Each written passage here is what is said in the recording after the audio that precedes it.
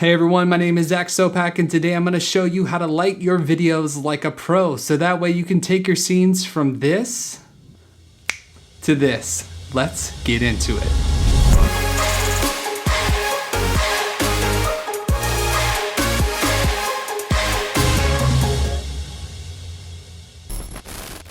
If you're in the creative field with photography, videography, design, graphic design, stage design, you understand that lighting is important. Lighting is by far the most powerful and important element that goes into making a high quality image. Once you understand the fundamentals of lighting, you could take any camera. It doesn't matter if it's an iPhone, it doesn't matter if it's a webcam. If you understand lighting, then you can make those cameras look way better than what they're worth. So in this video, I'm gonna give you everything that you need to know so that way you can make a high quality image with good lighting. Let's start with the key light. Okay, so we have our key light here. You may be asking yourself, well, what is a key light? A key light is your main light source that you're using to light your scene and your subject. Think of a key light as the foundation by which you build all of your other lights around. One of the main ways to get a key light looking good on your subject is that you want to place the light at a 45-degree angle off camera from your subject. By doing so, you create this nice pleasant fall off of highlights to the shadows from one side of the face to the other.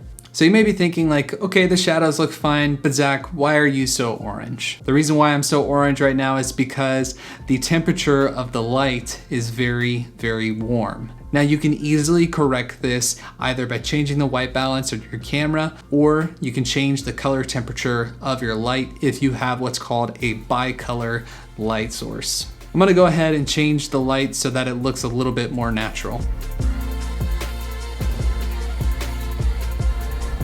So by changing the color temperature of the light, I now have something that looks more natural, and by reducing the brightness of the light, I now have a nice soft light that's casting a shadow on my face that's nice and appealing, not as harsh or as intense as it was before. What we're left with now is a nice moody and contrasting type of scene, but if these shadows are a little too intense, you could add something called a fill.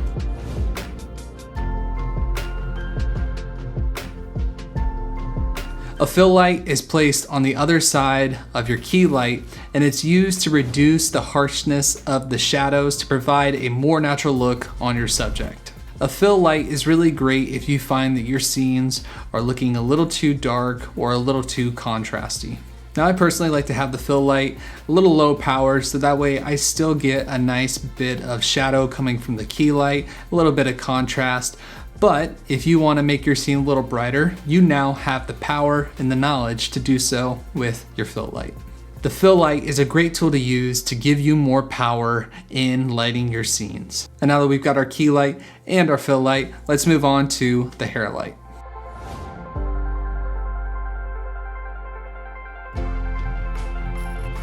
A hair light is typically positioned above your subject, or in this scenario, behind the subject, up at an angle pointing down. And the result adds a bit of an outline or a halo type effect around your subject to help make them stand out from the background. I love using hair lights because it adds a lot of character and it helps the subject to stand out in the scene. So now that we have our key light, our fill, and our hair light, let's move on to the final type of lighting, and it happens to be my favorite type of lighting, that is practicals.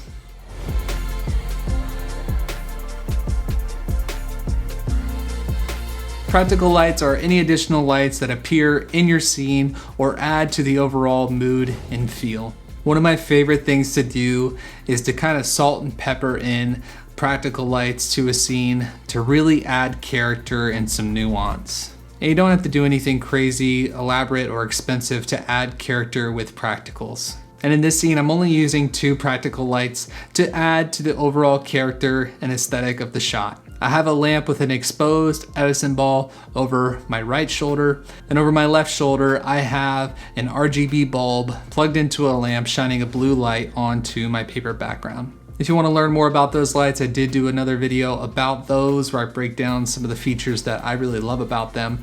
But in short, they're very affordable and they add a whole lot to the scene. And that's what I love about practicals. It doesn't take much to really elevate things to another level. So there you go. Now you know how to light your videos like a pro, so that way they stand out. Let me know in the comments down below which light's your favorite and why. And if you got some value out of this video, go ahead and add some value right back to it, hitting that like button. And also consider subscribing to this channel for more regular content just like this. Don't forget to hit that bell icon so that way you get notified every single time I post a new video. And until the next time, my name is Sopak. I'll see you in the next video. Peace.